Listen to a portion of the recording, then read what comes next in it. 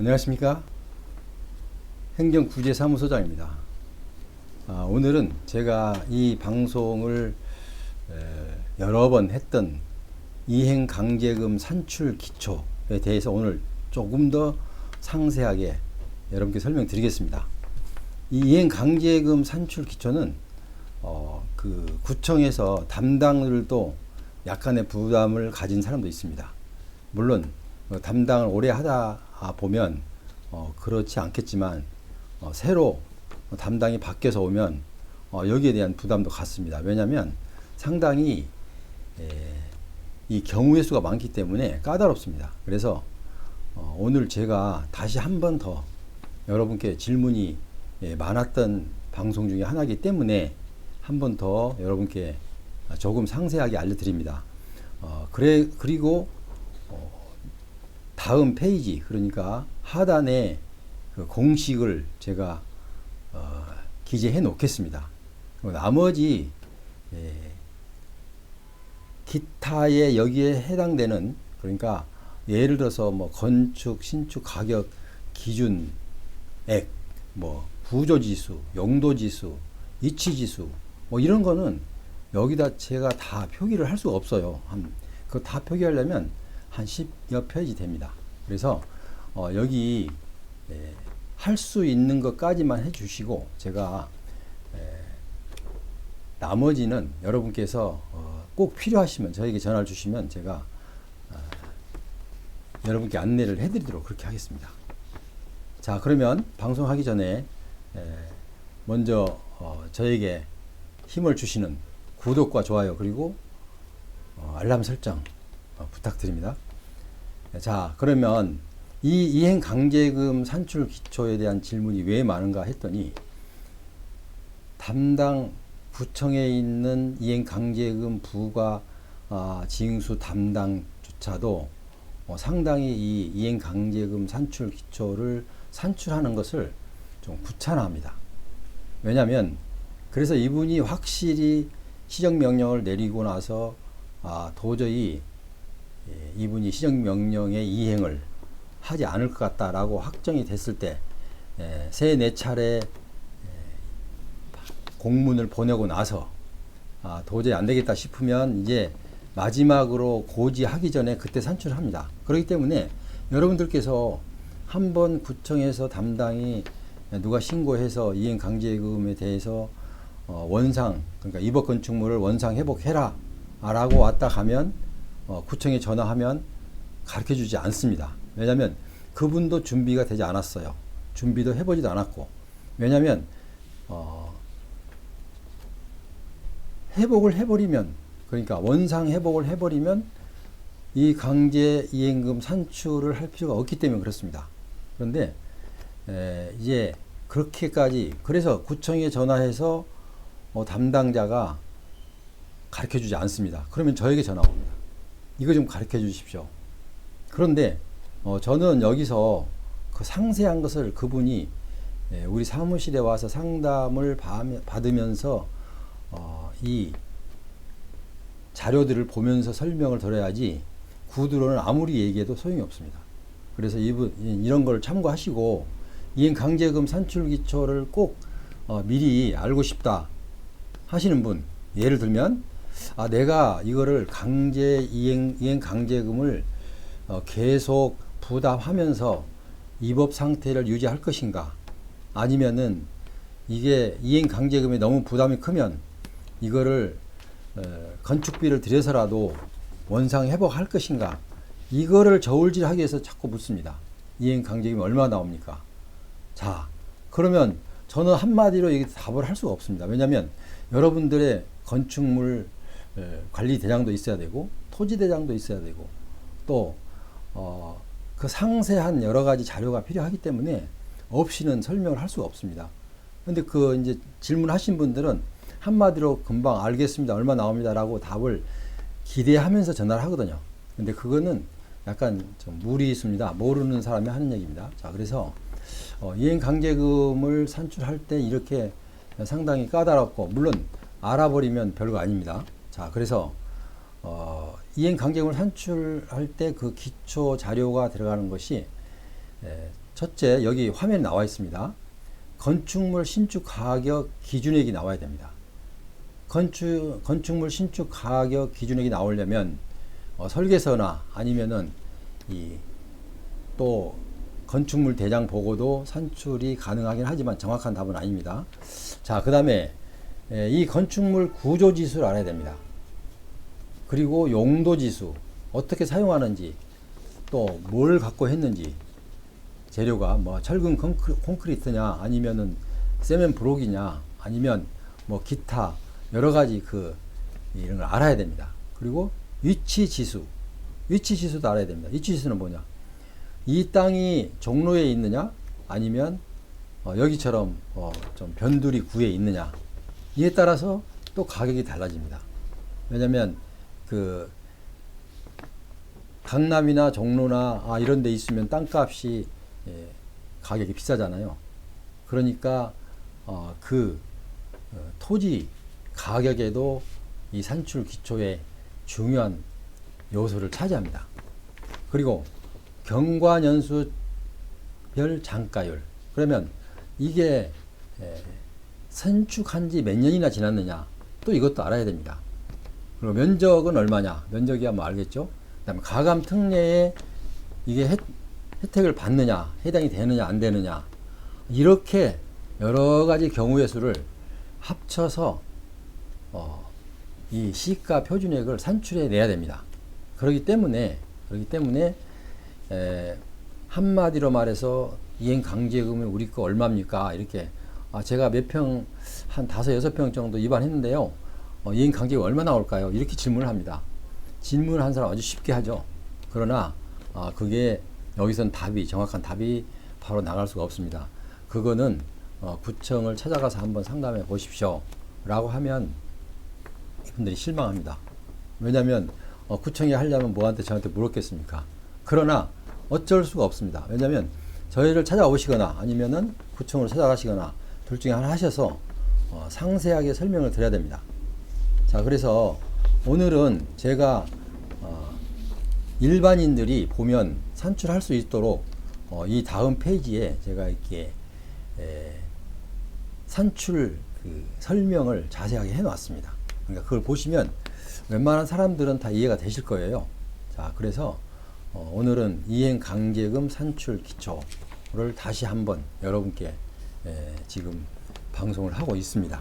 그래서 이 모든 것들이 산출 기초를 사실은 제가 봐도 왜 이렇게 복잡하게 이렇게까지 하지 않아도 좀 간략하게 해서 주요 부분만 포인트를 잡아서 해도 되지 않을까라는 생각도 해봅니다. 그러나 어떤 나름대로 이렇게 이미 다 산출 기초에 대한 기초의 규정들이 있기 때문에 이거는 도리가 없죠.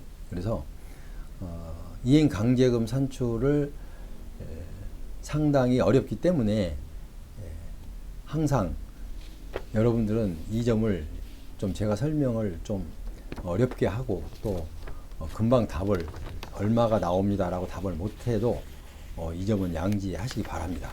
왜냐하면 그건 부득이한 상황이기 때문에 그렇습니다. 자, 그러면 이행 강제금은 어떻게 구조를 지금 산출 기초를 설명하면서 한 가지 덧붙인다면, 여러분들이 목적이 뭡니까? 이행 강제금, 그러니까 불법 건축물을 적발이 되어서 이행 강제금을 이제 물어야 되는데 어떻게 하면 물지 않아도 어떻게 하면 벗어날 수 있는가, 이런 것을 간략하게 설명드립니다.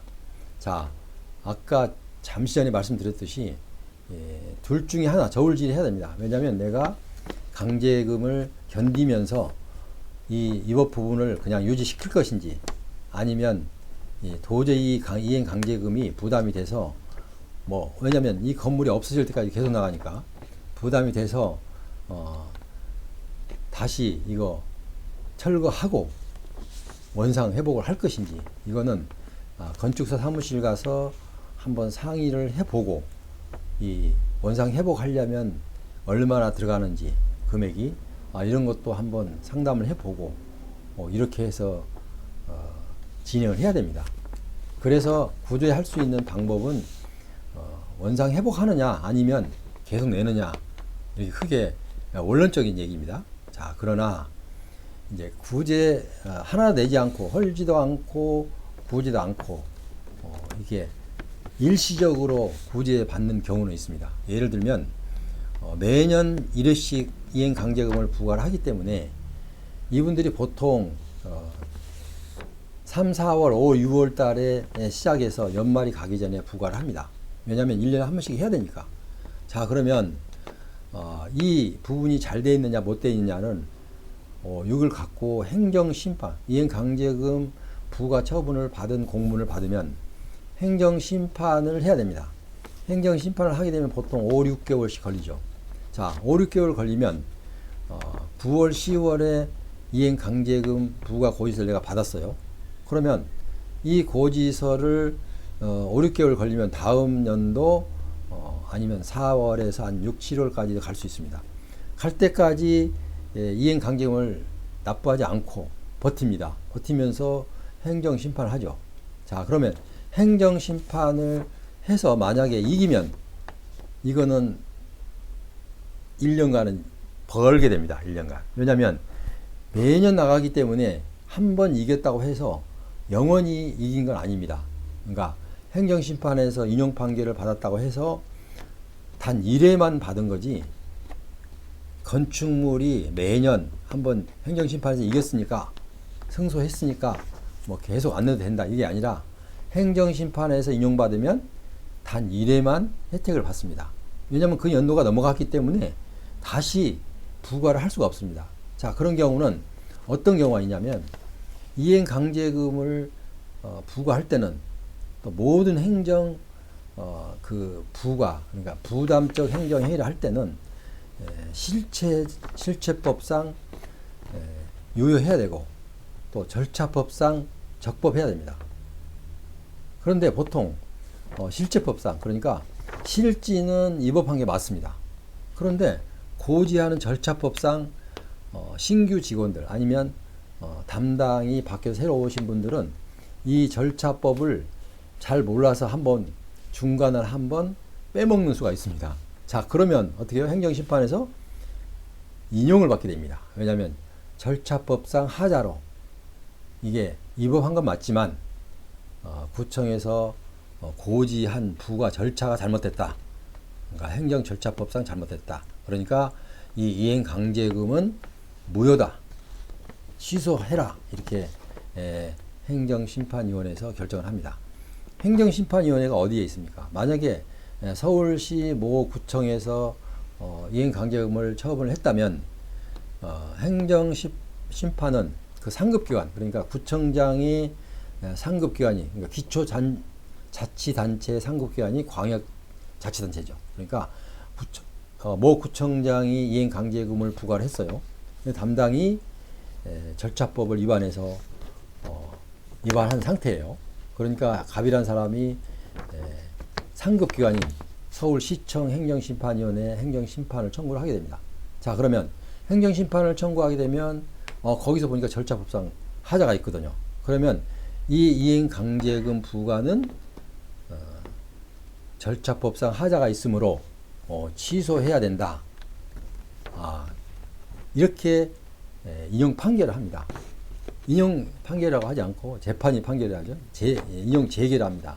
자, 인용 재개이 되면 하급기관인 기초자치단체장은 광역자치단체장이 이거 잘못됐다고 지적을 해서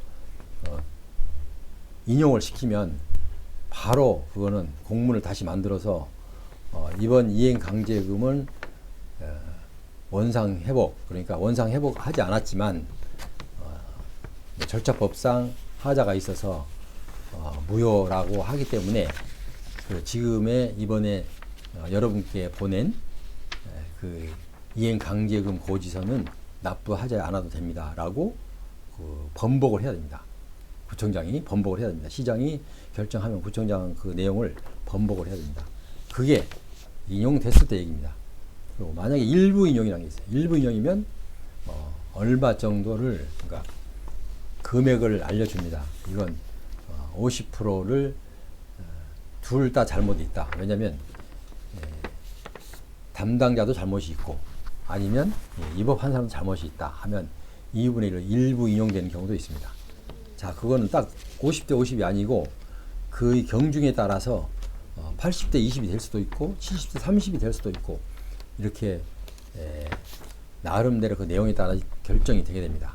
자, 그래도 그러니까 이분들은 이행 강제금은 바로 이행을 해라 하고 돈으로 강제하는 겁니다. 예를 들어서 구청에서 뭐 예산이 모자라서 예산을 확보하기 위해서 한 게 아닙니다. 왜냐하면 원래 상태로 이행을 그러니까 회복을 해라 이행을 강제하기 위해서 금액으로 압박을 하는 겁니다. 그래서 이행 강제금이라고 합니다. 그래서 매년 나가는 거죠. 그래서 여러분께서는 가끔 이 절차법상 하자로 인해서 이렇게 1년짜리 한 번 정도는 이 이행 강제금을 내지 않아도 되는 경우가 있습니다. 그러나 매년 내지 않는다는 것은 기대할 수가 없죠. 왜냐하면 담당자도 한번 자기가 절차법상 잘못했으면 그 다음에는 실수를 하지 않죠. 왜냐하면 한번 잘못했으니까 그 내용 왜 내가 잘못했지라고 다시 한번 검토를 해서 그대로 적법하게 부과를 하기 때문에 다시는 두 번째는 절차법상 하자가 생기지 않습니다. 그래서 어쨌든 가능하면 저는 어떻게 권장을 하냐면 건축 사무소에 가서 이게 원상 회복하는 것이 그 비용이 얼마나 드는지 그걸 확인해 보고 아마 그렇게 해결하는 것이 오히려 현명할 수 있습니다. 왜냐하면 입업 건축물이 한번 건축물 대장에 찍히면요, 입업 건축물하고 갑지, 상단, 우측 상단에 빨간으로 찍힙니다. 그러면 그 입업 건축물이 찍히면은 은행에서 대출도 안 해줍니다. 그러니까 참 여러 가지로 이 걸림돌이 많죠. 그러니까 여러분께서는 만약에 이행 강제금이 부과가 되려고 시정 명령이 내려오면 바로바로 처리를 해서 끙끙 앓지 말고 바로바로 처리해서 좀 속 시원하게 깔끔하게 결정해버리는 것이 좋습니다. 제가 좀 이리저리 그 말을 많이 했죠. 그러나 여러분께서는 이행 강제금에 대해서 이거는 내가 입업한 부분의 건축물의 일부를 입업한 부분이 있다면은 어차피 필연입니다. 둘 중에 하나 선택을 해야 됩니다. 이행 강제금을 계속 낼 것인지 아니면 원상 회복을 할 것인지 이렇게 결정을 해야 됩니다. 그래서 오늘은 이행 강제금에 대해서 일단 여러 가지로 살펴봤습니다. 그래서 아직도 여기에 대한 궁금하신 부분이 있으시면 언제든지 전화 주시면 제가 상세히 설명드리고, 이 산출 기초는 금액은 이행 강제금이 얼마냐라는 것은 이 방송을 들으신 분은 바로 묻지 않을 거예요. 이제 제가 설명을 드렸으니까. 그래서 꼭 알고 싶으면 방문 상담을 하면 제가 상세하게 알려드립니다. 지금까지 함께 하신 여러분, 만약에 이 방송이 여러분께 유익했다면 구독과 좋아요 그리고 알람 설정 부탁드립니다. 다음 시간에 다른 정보를 갖고 여러분을 찾아뵙겠습니다. 안녕히 계십시오.